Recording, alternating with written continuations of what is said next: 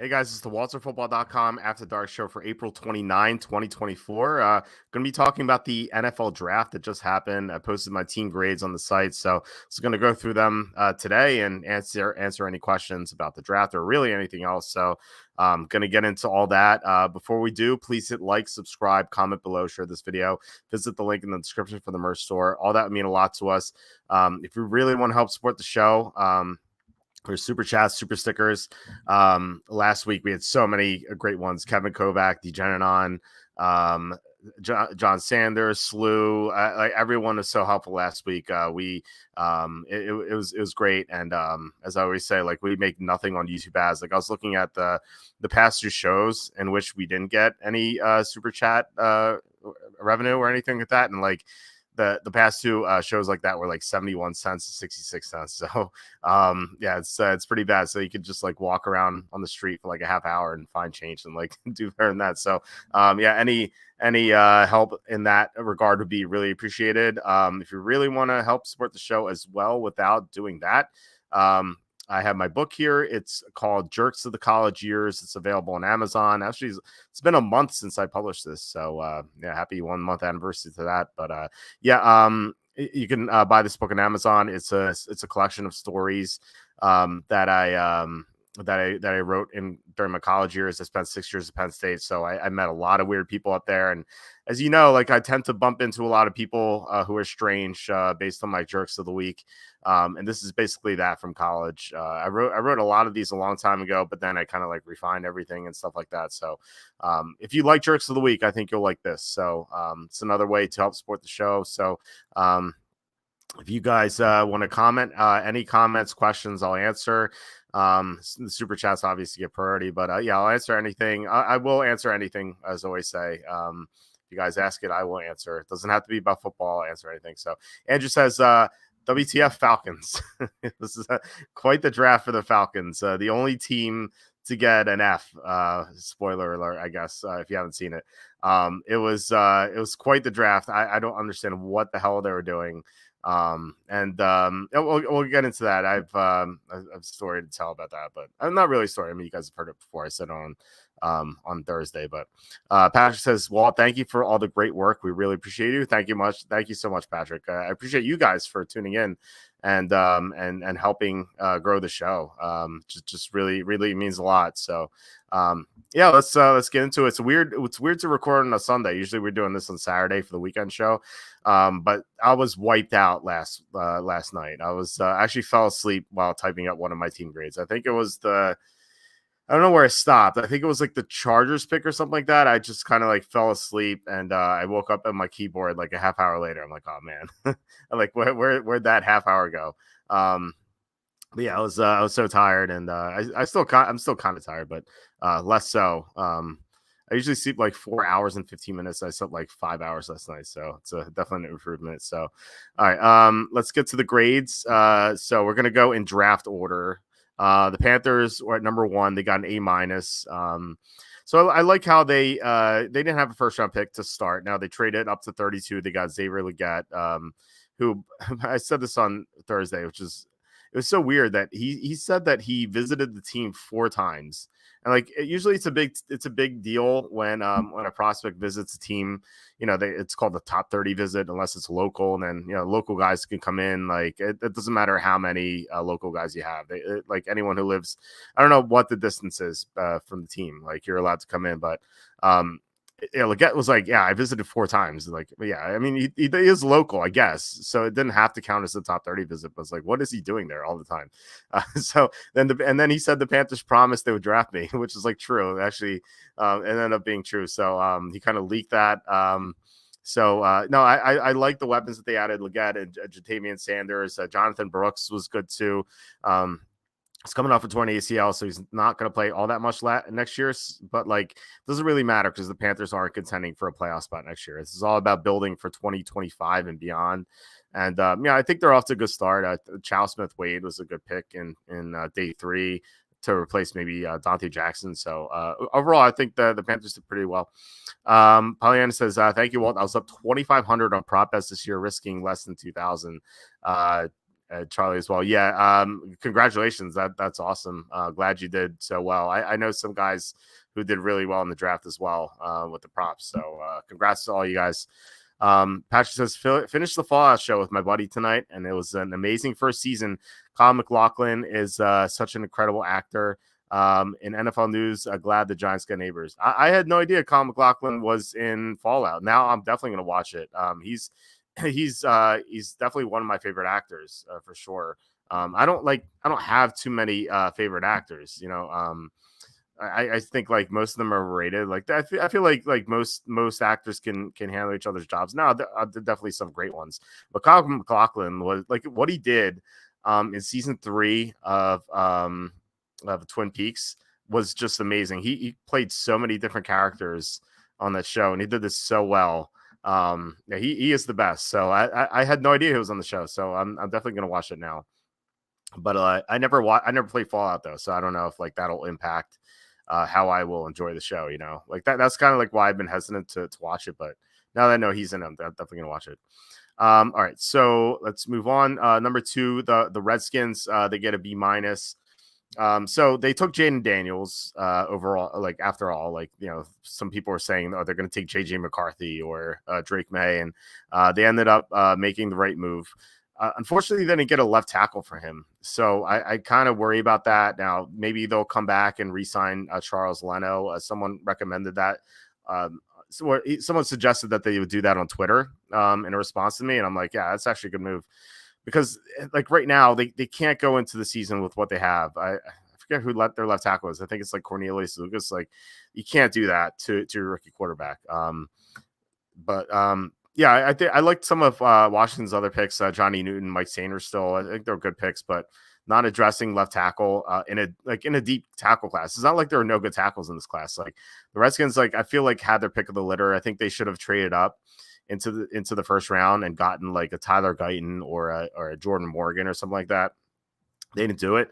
And I think it was a big mistake, but we'll see what they do. They could get Charles Leno back and that'll be fine. The Patriots get a B+. So I thought they should help Drake May, or whichever quarterback they drafted was Drake May. I thought they should help him on offense, and they spent a ton of picks on offense. They got Jalen Polk at number Jalen Polk at number 2, their second round pick, and a lot of other choices were spent on offense as well. Let's see, they got Caden Wallace, a tackle. I think I'm not like too crazy about him, but he could definitely be an upgrade for them. So I like what they did overall. It's not like they abandoned their quarterback and didn't give him anything. It's kind of like what the Redskins did. Like they took Jane Daniels and then they didn't really address the offense. The Patriots did. So that's kind of like the difference here between them and Washington. Pollyanna says, good to know the Cardinals reporter isn't 100% accurate after all. Good lesson for future drafts. Would have been up like $4,000 if was not misled by Cardinals liking neighbors over Harrison. Yeah, that was disappointing. And like the fact that they didn't trade down was disappointing. Like, Jarecki's still great. I mean, he recommended Darius Robinson to us. So, he definitely helped there. So, but he was adamant that there would be a trade and there wasn't, but I guess like, like maybe maybe that wasn't his like maybe he just didn't. It's hard. Like when you're predicting a trade, I feel like it's hard to know what the other team's going to do. Like maybe he knew Arizona wanted to trade, but obviously he didn't know what Minnesota was offering or what the Giants were offering, and so maybe they just didn't offer enough, and so they couldn't trade out. So it's like I can see that. And then he did say the Cardinals like neighbors over Harrison, but apparently, he was favoring Harrison at the end. So I don't know where that came from, but I was kind of surprised it didn't trade down because he was pretty adamant. But like I said, it's hard to predict the trade because it takes 2 to tango, Andrew says a lot of draft boards had May over Daniels. You don't blame the Commanders for the Redskins for taking Daniels. I don't know. Is that true? A lot. Like, what do you mean? Like a lot of draft boards from teams or from like websites? Because it's different. I think Daniel's definitely better than May. think May has a high ceiling, and like May could eventually be better than the Daniels, but I think Daniels has a higher floor and a really high ceiling as well. Whereas May has that high ceiling, but he has a low floor. He's like a pretty raw prospect right now. I've heard him compared to like Josh Allen coming out, where like Josh Allen had like a really inconsistent rookie year where he had some like flashes of brilliance, but like he also played really poorly at times. And I think that's what we're going to see out of May, especially given that they don't have much of a receiver. So I think May's going to struggle a bit to start his rookie year, and then I think he's going to get a lot better if he develops well. So. Andrew says, I think you had May over Daniels as well. Well, not me. Maybe Charlie did. I'm not sure. But I thought Daniels is better. Okay, ESPN. Yeah, I mean, it's hard to trust ESPN really. But I mean, every team's going to have a different board. Like I said this before. I don't know if you heard it, but like ahead of the 2017 draft, I was talking to. I don't have as many sources as Charlie, but I do have some. And I was talking to this NFC VP of personnel, and I was like, "What do you think the Niners are going to do?" Because I was kind of dumbfounded by like what they would end up doing. And he's like, I don't know, but I hope they don't draft Patrick Mahomes because he's going to be an All-Pro for so long. And like, I can't imagine Shanahan's offense with Mahomes like being able to stop that. I'm like, okay, so.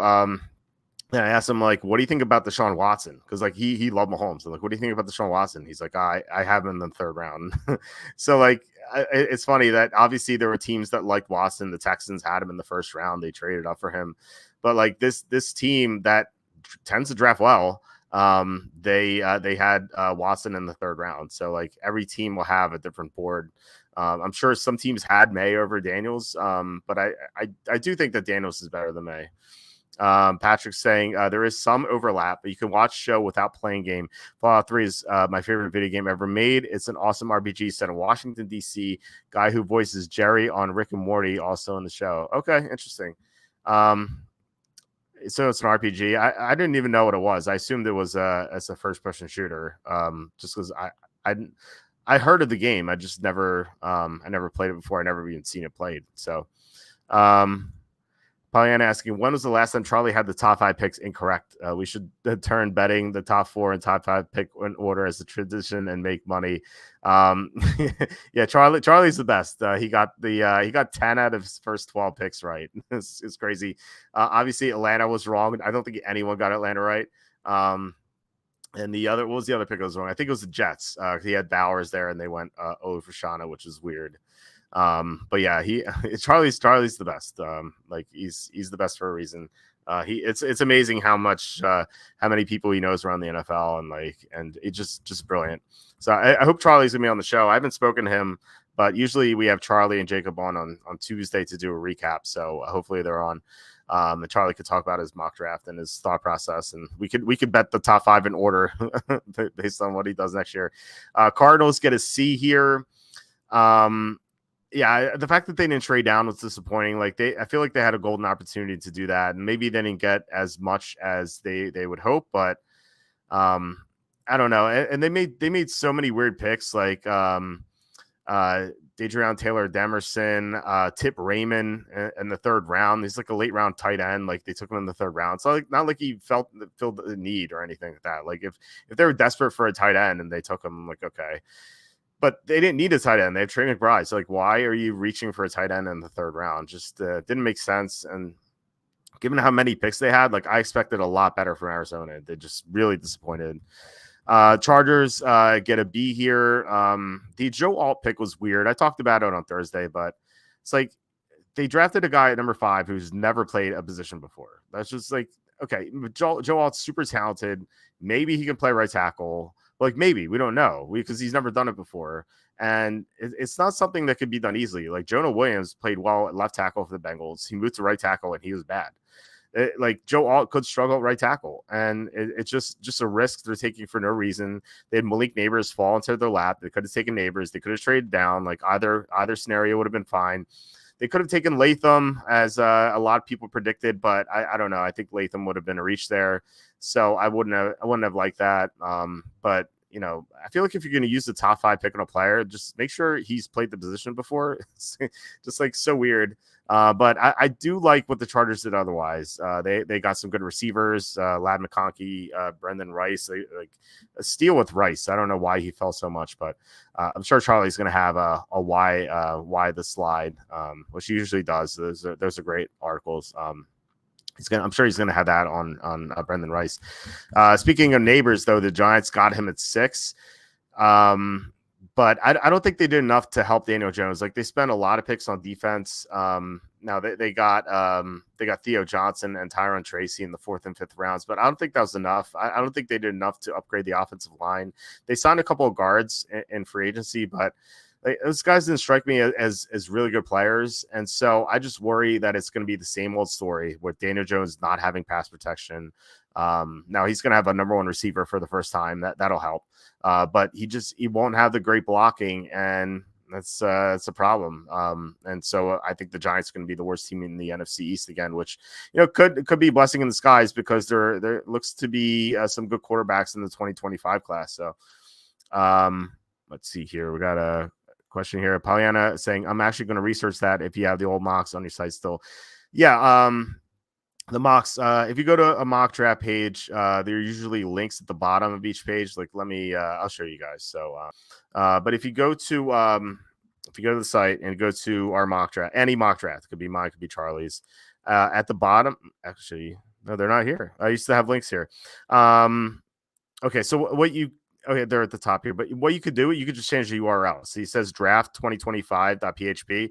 You just change 2025 to 2018, for example, and it'll pop up. And I don't know how far back it goes, but Charlie did his first mock draft on the site in 2011. And if you want to find Charlie's mock draft, I think you just change 2018 to 2018 Charlie, and that'll do it. So, and then you can change the year in the URL again. I don't know why these logos aren't popping up, but yeah, Charlie did his first mock draft on the site in 2011. It was 2011, 2010. I can't remember. Okay, is it 2011? Yeah, 2012 was the first mock draft here. So yeah. You can go back all the way to 2012 to see what Charlie's done. Obviously he's got more sources since then, But yeah, Michael says, are you surprised the Giants didn't take a flyer on a quarterback in the mid rounds?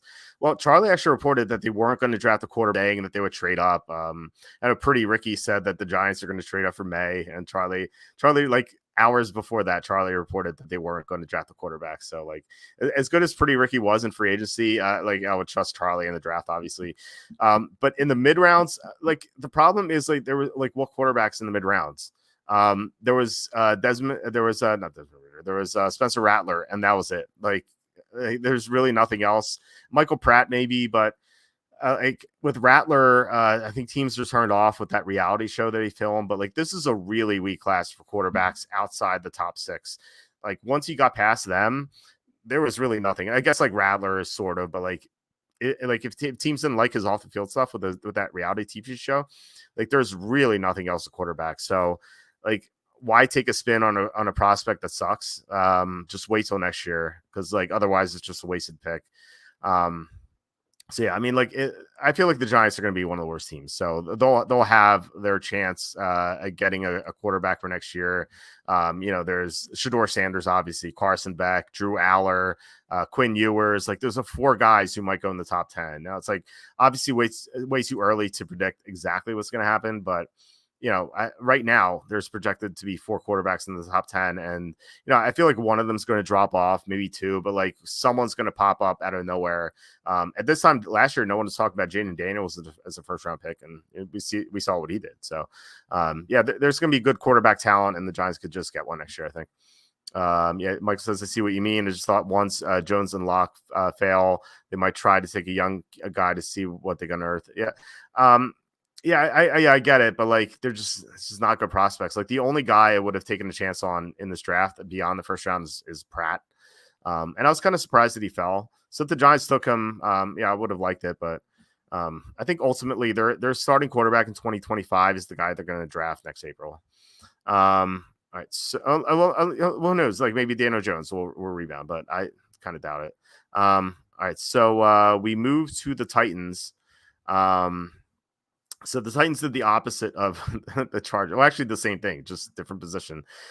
So they spent the 7th overall pick on a player to play a position he's never played in college. So J.C. Latham is the right tackle. They're going to ask him to play left tackle. I don't think that's going to work out. Like, I have more faith in Joe Alt working out at right tackle than Latham at left tackle, but you never know. It could pan out, I suppose, but I don't know. I think it was a mistake. Then they took T'Vondre Sweat in the second round, who he was expected to fall because of his off the field issues.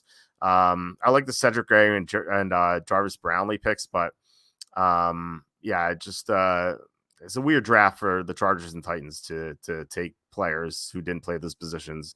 I get that in like the second, third round, even like fourth round, obviously even better.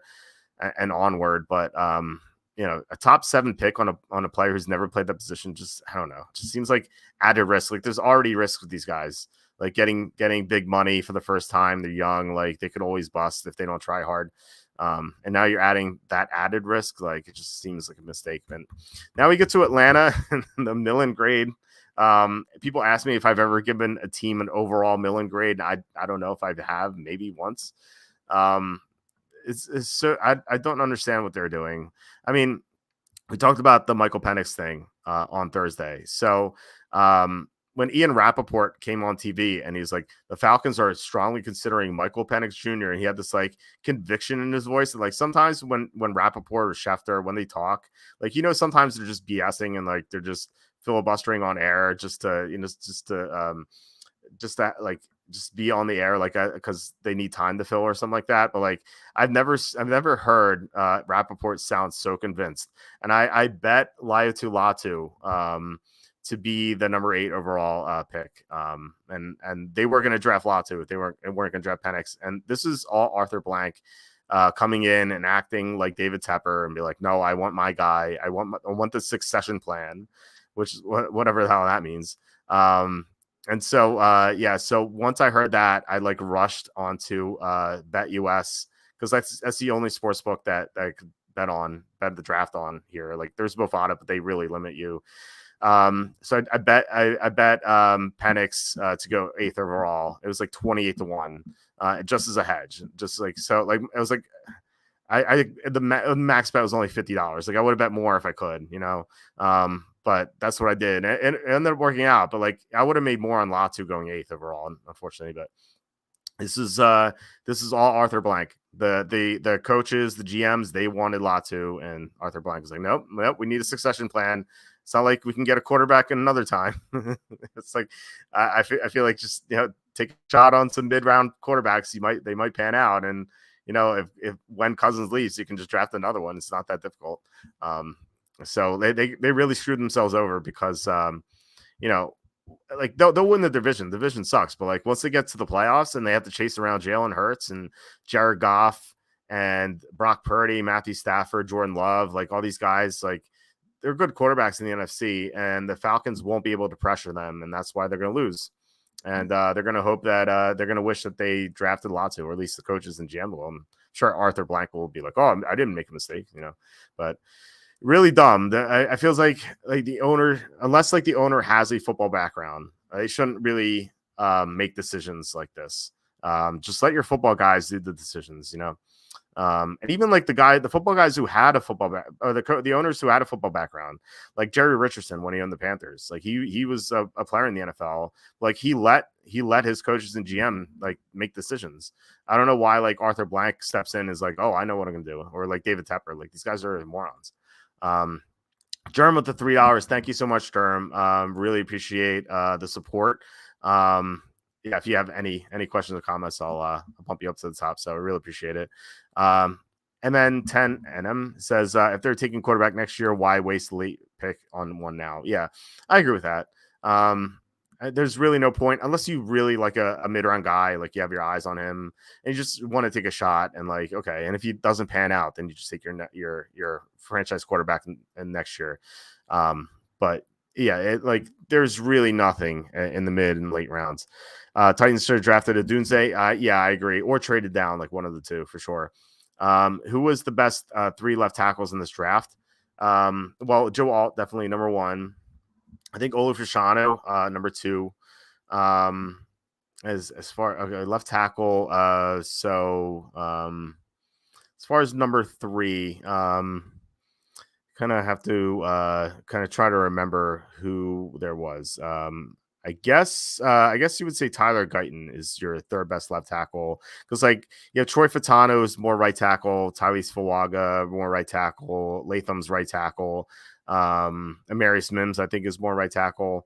And then you have the interior guys like Graham Barton, Jordan Morgan's. You could talk about him, but I think he might move into the interior from what I'm hearing. But yeah, not the Packers, but like I know the Cardinals are considering him as a guard. So I'm not sure what Jordan Morgan's gonna play, but like yeah, those are my 3 left tackles. All right, so let's move on. We have the Bears getting an A-. It's hard. It was hard to grade the Bears because they only had 4 picks. In fact, I actually wrote this one up on Friday night. It was like the last thing I did before going to bed. I'm like, you know what? It would be cool is to get a team grade done now, and they only had 1 pick left. and I had to bump it down because I had it as an A grade, and then they took a punter, and like, okay, I have to bump it down to A-. But no, I mean, I love what they did, like Caleb Williams, and then getting Rome Odunze to really help Williams, and then they got a tackle. I feel like if you draft a quarterback, you have to help them. So, only 4 picks. So, like I said, it's tough to grade, but I think they did a great job outside of the punter. It's like, I don't get the punter pick because, you spent all these resources on offense and then you're like, oh, in case our offense sucks, here's the punter. It's like, why hedge? Why not just take another offensive player? If you're worried about your offense struggling and enough to punt a lot, I feel like the Bears shouldn't be worried about punting because they spend so many resources on offense. Number 10, the Jets get a C. So like they had Brock Bowers fall into their laps, and they even traded down 1 pick. And I'm like, oh, this is great. Like they could have taken Bowers at 10. They moved down to 11. They could still take Bowers. Then they took Fashanu. And I think for the long term, I think this is a good pick. But the Jets are all in now. Like they have to win the Super Bowl now, just based on how they built their team. They obviously traded for Aaron Rodgers. They signed these expensive players who were injury prone, like Tyron Smith and Mike Williams. They got these guys. They took risks on them to win now, but then they're like, oh, we'll take a left tackle for the future, and it's like, why? Like they kind of have like 1 foot in, 1 foot out. It's the same thing Atlanta did, basically, just not as egregious. They could have drafted Bowers, and like Bowers would play day 1 at tight end, like, and they have nothing at tight end. Like Rodgers would have loved him. Instead, they went with a guy who may not play. Like, yeah, he's insurance for Tyron Smith, which is nice. But if Tyron Smith and Morgan Moses don't get hurt, like Fashanu is just not going to play. And it's like, if you're trying to win a Super Bowl now, and you have the 10th pick in the draft, like I feel like you have to get a guy who's going to help you win around. And like Bowers would have done that for them. But Fashanu may not. So we'll see. I mean, I imagine he'll play because Tyron Smith can't stay healthy, but there's a chance he doesn't even see the field. I did like Malachi Corley, so the draft wasn't all bad, but like, why'd they spend a 5th round pick on a CFL cornerback? Like their defense is great. Like they need more offense, they need receivers. That would have been a good time to take an insurance tackle in the 5th round if they took Bowers at 11. So I just thought that was a mistake by the Jets, and I think they'll definitely regret it. But we'll see if the Jets trade for a receiver because they traded John Franklin Myers. Like they open up some cap space. They could trade for Ayuk. They trade for T. Higgins. Who knows? Maybe there's someone else I'm not thinking of. Maybe Devontae Adams. Maybe he's going to be on the market. That'll kind of make up for it. But I still think they would have done well drafting Bowers instead. Sue saying, with free agency, a trade, and a draft pick, you have given the Bears $4 million this offseason. That's funny. I expected more from the Bears, really, and I know just gave them an A- overall in the draft, but like heading into the offseason, I'm like, man, this team could do a lot. I did like the Keenan Allen trade. They did a couple other things I was fine with, and then Rome Odunze was nice at number 9, and then they took a tackle, so they did good things this offseason. Just like feels like they made a lot of mistakes. And I would like entering the offseason, I was excited to bet them to win the Super Bowl, and now I'm not. I just don't think they're as good as I don't think they're nearly as good as like the Eagles and the Niners, the Lions, like the class of the NFC. I think they'll make the playoffs, or at least they'll be in position to make the playoffs. But I do think that they made some missteps, and I think they'll regret it. And it's just really unfortunate because they could have made a lot of noise, and yeah, they just didn't. So yeah, so it was disappointing. Sorry, it's only three. Okay, three. I was like, yeah, I was trying to figure out who four were, but I know DeAndre Swift was one. The punter was one. Who was? Let me know who the other one was if you can off the top of your head. Or if you have it in front of you. I just don't know. I just forgot about it. But all right, so Vikings get a D. So feels like the Vikings misuse their resources. That's something actually that Cassandra said on Twitter to me, which I was like, okay, I'll use that. I didn't ask him, but yeah, I said I was going to use that. Yeah, so I don't get. Yeah, first of all, trading up for JJ McCarthy from 11 to 10. It's like, all right, fine, whatever. It's one pick, but I feel like that was a waste. Like, what are they going to do? Like why? But anyway, I think just taking McCarthy itself was not great. I get it because Sam Darnold's the quarterback, but JJ McCarthy is kind of like Mac Jones, where he has no upside and he has a higher floor. I feel like he's going to be good his first year, and then his second year he's going to be a little bit worse, and then the third year is going to be a little bit worse, like kind of like Mac Jones was. So I don't like that very much. And then they traded up for Dallas Turner.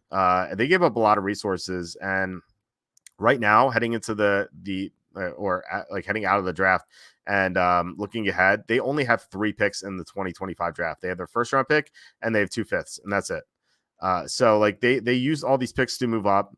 Well, first of all, getting Houston's pick for no reason. They didn't use it really. And then they used Houston's pick to get Dallas Turner. They trade up for him, even though he was projected to fall because of bad medical.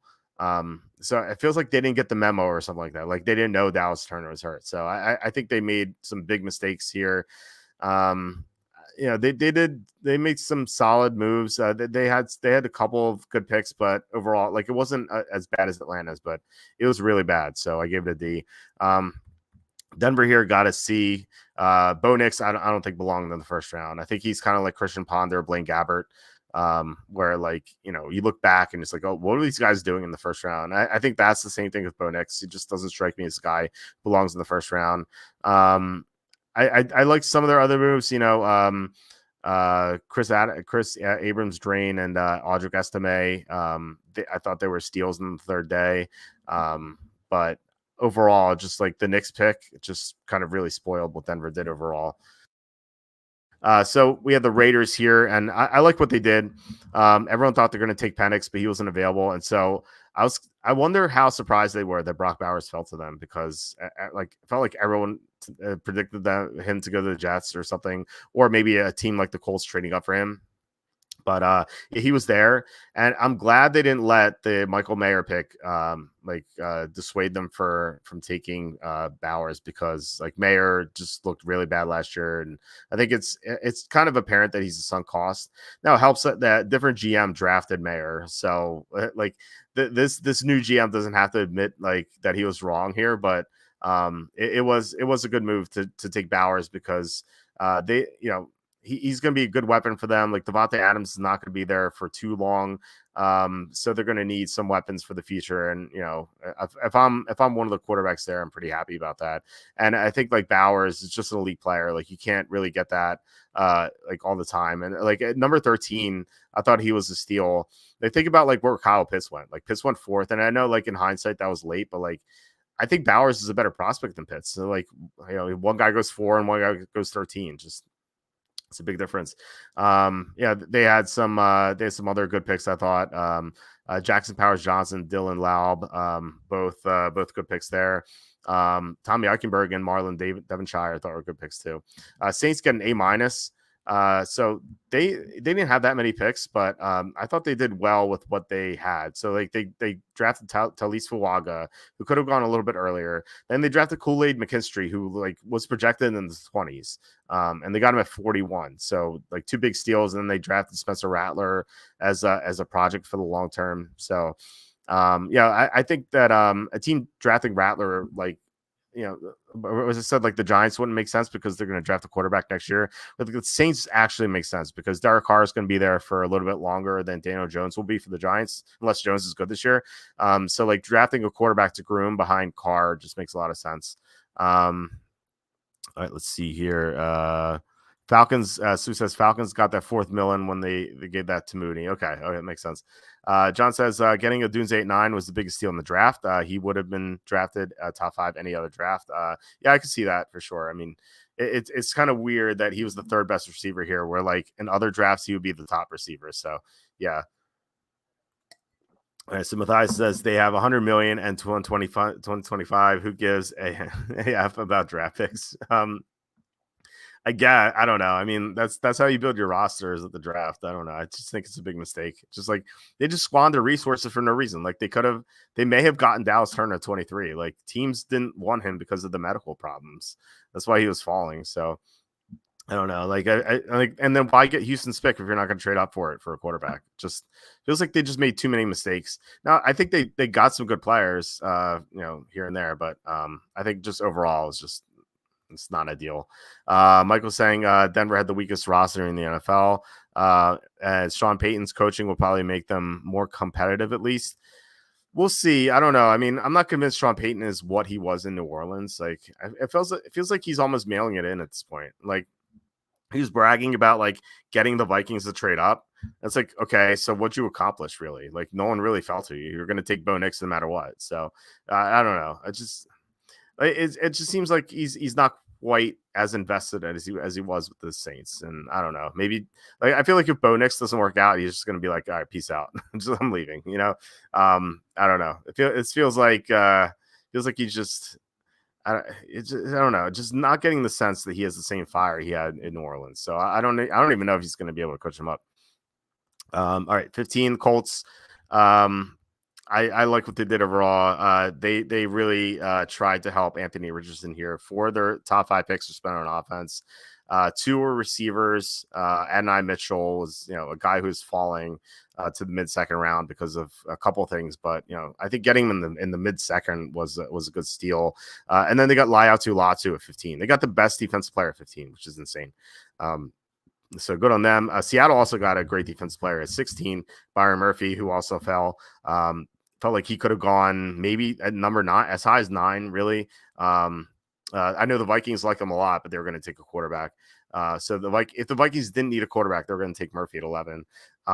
So Seattle getting him at 16 was nice. They got Christian Haynes.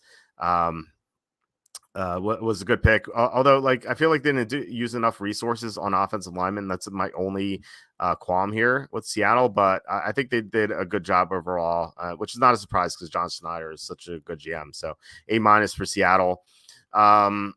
Jacksonville got a C-. They I don't know about Brian Thomas Jr. He projects as a talented receiver. He has high upside.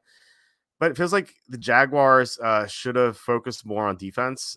They could have gotten Terry and Arnold. Even after trading down, they could have gotten Terry and Arnold. Like once they were 23 and Arnold's on the board, I'm like, oh my God. They could have taken Arnold at 17. Now they're going to get him at 23. They took Thomas, who could like really help the offense, but it feels like the defense needs more help than the offense. They drafted Mason Smith in the second round, who, he was falling because of he has some issues there with his injuries. And you have Javon Foster, I thought was a late round prospect. They got him in the 4th round. So it was like they squandered too many opportunities. They took some risky players. I thought the Jaguars could have done a lot better. Bengals got an A. So they wanted JC Latham at 18.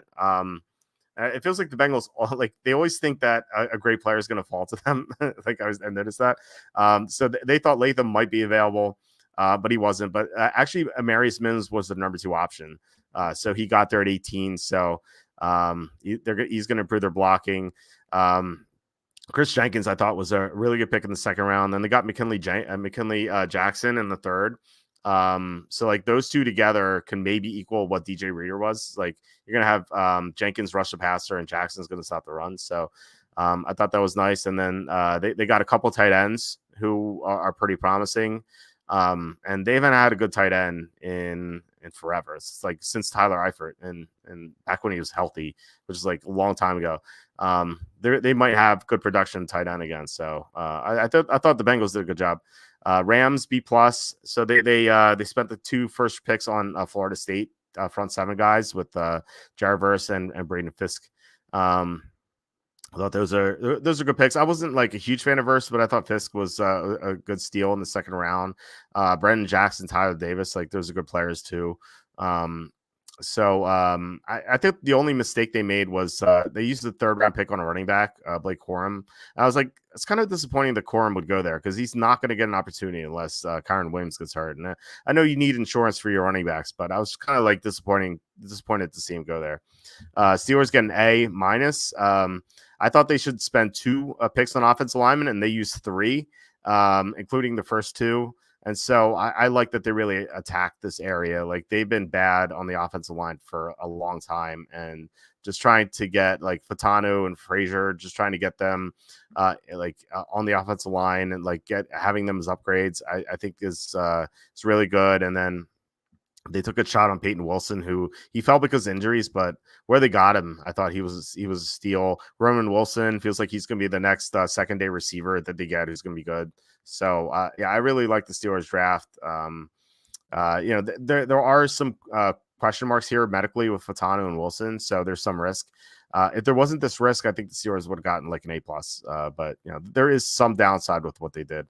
John says Sean Payton seems arrogant. I think so. I agree. All right, so we have Miami gets a B. Getting Patrick Paul in the second round was nice. Chop Robinson at 21 was solid. I thought they made some good other picks. Mo Kamara, Malik Washington were good. They made one mistake though, which is like trading a future pick in 2025 for Jalen Wright, who's like, I like Jalen Wright, but it feels like if you're going to use a resource, like a good resource next year, like why would you draft a running back when you already have a couple good running backs? Like they have Mostert, they have Devon Achane. Like how's Jalen Wright going to fit into that? Like why would you give up a good pick next year for that? Like it just didn't make sense to me. I thought that was a big error on their part, but and it's not anything against Wright. Like I said, I think he's good, but just like why another running back? It just doesn't make sense. So I gave the Dolphins a B. Despite that, like I think they did really well otherwise. The Eagles got the only A plus here. I wrote this on the site. Like if you came to me before the draft and was like, oh, the Eagles got Quinion Mitchell and Cooper DeJean, I'm like, how'd they do that? Because like they trade off for Mitchell and then trade backups in the first round to get DeJean. And it's like, no, they stayed at 22, and yeah, they moved up in the second round to get the Gene. And it's like that's insane to me. Jalix Hunt, I think it's a pretty promising edge rusher. Aeneas Smith, I like him at receiver, and the Eagles lacked depth at receiver. Like when AJ Brown got hurt last year, they had nothing else behind Devontae Smith, so they need another good receiver. And then Jeremiah Trotter Jr. Which was it was funny because if you're an Eagles fan back in the late 90s and early 2000s, I thought it's funny that Trotter and Thrash went back to back in the draft this year. It's pretty cool. But no, I mean Jeremiah Trotter I thought was a steal in the 5th round. Browns get a C minus. They didn't really get to do much. They didn't draft in the first round. But when they drafted, they took Michael Hall, who has off the field issues. Like he was expected to fall, like maybe to even the 3rd round, and so I thought drafting him in the 2nd round was a mistake. I like Zach Zinter. They took him in the 3rd round, but he's coming off an injury, and I don't know if he's going to be able to play this year. And I mean he's going to be good depth in the future, and I think maybe a starter down the road.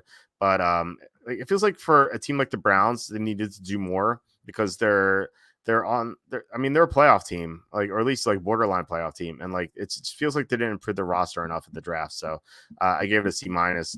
Cowboys, they got a lot of flack from the media, but I gave them an A minus. It's because they didn't draft a running back and, or a number 2 receiver really. I'm like, well, what about the other positions? Like they traded down and got Tyler Guyton from 24 to 29. Like they could have taken Guyton at 24. They got him at 29. They got Cooper Beebe in the 3rd round. I think he's going to be a good guard. Marshawn Nealand, solid edge rusher. Maris Liafu, I thought he's a promising linebacker. Kalen Carson projects as a good corner. That I thought he was a steal where they got him in the 5th round. And like the worst grade I gave him was a B for individual picks. So I thought Dallas did well. Yeah, I mean they could just sign a running back. There's so many running backs available. It's not that's like not an issue. Now not getting a number 2 receiver I thought was a mistake.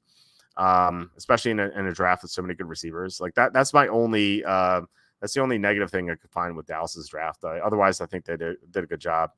And then asking, is Peyton Wilson not having an ACL tolerable? Yeah, that's the problem. But I mean, players have done well before with that ACLs. Like but it is a big injury risk. Is more likely than not like he's going to spend time on the injury report. But there's a chance he could work out, and I feel like given his talent level, like in the 3rd round, I think you just had to take a shot. Psych, the idiot Dolphins drafted Aaron Mabin 2.0 in the 1st. Yeah, I don't know. Like Chop Robinson was just an okay pick, I thought. I forget what I gave it. I think I gave it like a B or B minus. I didn't think it was like a bad pick, but I think they could have done better. I wonder if they were excited if Dallas Turner is going to fall to them at 21. That's actually who I had them taking. All right. So we have 8 more. Packers get a C+. I don't know, like Jordan Morgan at 25 instead of Tyler Guyton, I thought was questionable. They got Edgerrin Cooper, but he has off the field issues. Then they drafted Tyron Hopper, who I thought he was a reach. I did like Javon Bullard and Evan Williams, but it just felt like the Packers just made a couple, like one too many reaches. I thought, not a great draft. They got a guy in the 5th round whose name is Jacob Monk, or like. It's a UDFA guy in the 5th round. It felt like too many reaches there.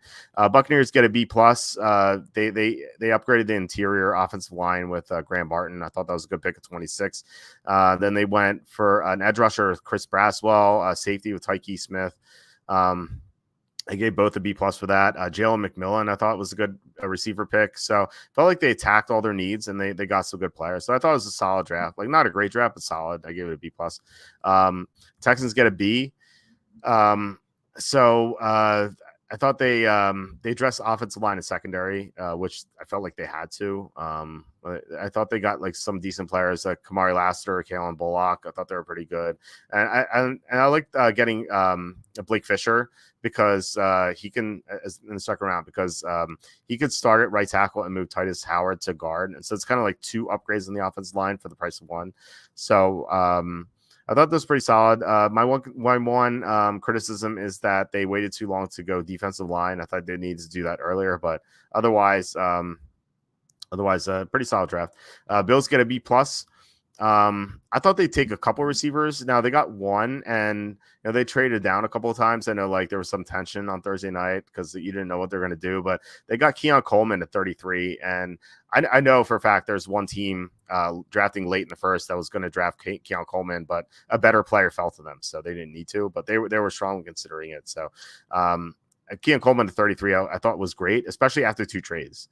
So I like that. I like getting a new center. They got some other good players, Cole Bishop, Dwayne Carter. I thought they were pretty good. My criticism here is that they didn't draft the 2nd receiver. But I mean, who knows? Maybe they'll have another plan to get a receiver somehow. But I thought they should have gone with 2 receivers. But yeah, a B+ is pretty good. So as I told Kenny, as I told the show, and then Kenny criticized me.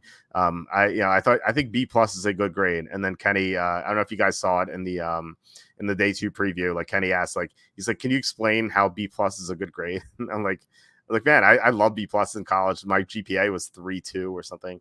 I lived off B+. That's how I rolled in college. So I don't know if Kenny's gonna be on Wednesday, but we'll have to talk about that for sure. All right, Lions get an A. Outstanding draft by the Lions. Like getting Terry and Arnold at 24 was insane. Again, I don't have as many sources as Charlie, but like I actually texted a guy who works in NFC front office.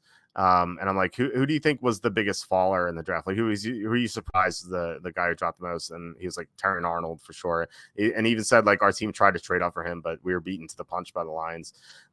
So that was like outstanding that they got him at 24. And it's Rakestraw in the second round, I thought was another steal. Sayon Vaki, I thought was a solid pick to address safety. Makai Wingo, Christian Mahogany, I thought were two really good late round picks. I thought the only mistake was taking Giovanni Manu. Now they traded a future pick for that, and I thought, or I can't remember if that was it, or I think they traded a future pick for that. Which like I get, like if they're a developing team, getting a guy like that makes sense because he could be the next Jordan Mailata. The problem is like they're trying to win now.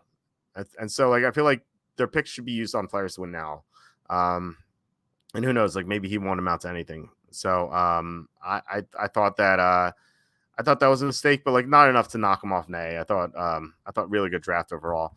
Ravens also an A, like no surprise there. The Ravens always have great drafts.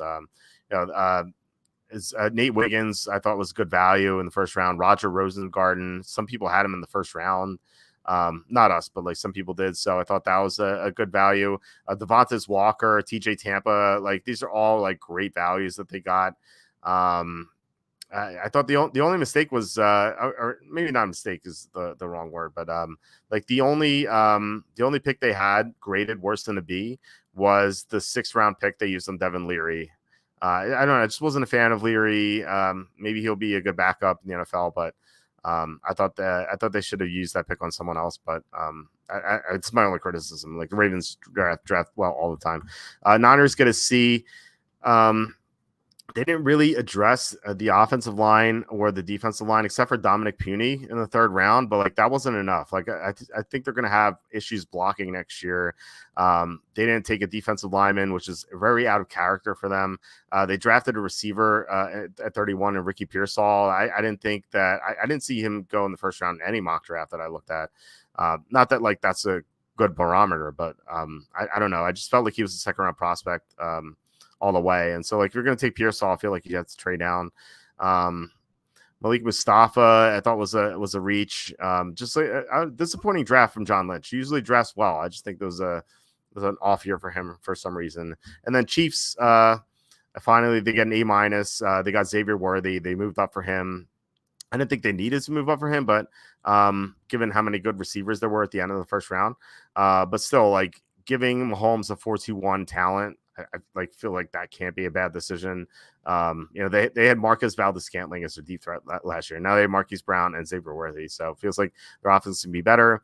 So they got Kingsley Suamataia in the 2nd round, which I thought was crazy because people projected him at the end of the 1st round to the Chiefs. So they got Suamataia at 63. I thought that was a big steal. Jared Wiley, a good tight end prospect, they got him in the 4th round. Like maybe he's the successor to Travis Kelce. So overall, just a really good draft for the Chiefs. I thought they should have added more to the offensive line. They got a couple of blockers in the mid rounds, but after Suamataia, but I thought they should have done a little more on the offensive line, a little more on receiver, but I think overall they had a good draft. So John says, wish the Bills drafted Mitchell over Coleman. Coleman can't separate. We'll see. I don't know. I think Coleman could be able to separate. I know he's not like the fastest receiver, but I think that he can make up for it otherwise. Jay Breezy asking, what did the Raiders get? So overall, let's see. You can go to the offseason pages, offseason.php. This is linked on the homepage. You go down to the Raiders, and you can see all their picks. Here you see their overall grade and their individual picks. So they got Brock Bowers at 13, then Jackson Powers Johnson at 44, which I thought was awesome. Delmar Glaze, I thought the only bad pick they made. I thought he was a reach. But if you're gonna reach, just make it an offensive lineman if you need one. DeCamerion Richardson in the 4th round, Tommy Eichenberg in the 5th. Dylan Laub is really good value in the 6th, and then their 7th round picks were Trey Taylor and Marvin Devonshire. So good draft for the Raiders, I thought. Let's see here. So yeah, that's it for questions. So yeah, thanks guys for tuning in and asking questions and whatnot. I just really appreciate it. Again, like a weird Sunday show. It's a weird time for that, but yeah, I definitely could not have done this yesterday. I was so tired. But I'll be back on Tuesday with Jacob and maybe Charlie. I'll ask him to see if he's available. If not, we'll try to have Charlie on at some point this week. Wednesday, I'm not sure if Kenny will be on. I'm going to try to have another guest as well. Scott Mason from Play Like a Jet. He said he wanted to be on the show, and I wanted him to come back on the show. He was actually the first guest we've ever had on the After Dark show. So want to get him on again. Maybe he can defend the Jets pick. And he also wants to talk old video games and stuff like that. So that'll be fun. And then Tom's going to be on at some point this week, either Thursday and or Saturday. So not quite sure who's going to be on as guests this week, but we will have a full slate of shows Tuesday, Wednesday, Thursday, Saturday. So yeah, looking forward to that. I hope everyone has a great start to the week. And thank you so much to Germ for the $3 super chat. Really appreciate it. But yeah, thanks so much, guys, for watching. Please hit like, subscribe, comment below, share this video. Visit the link in the description from the merch store. All that would be appreciated. And yeah, have a good night.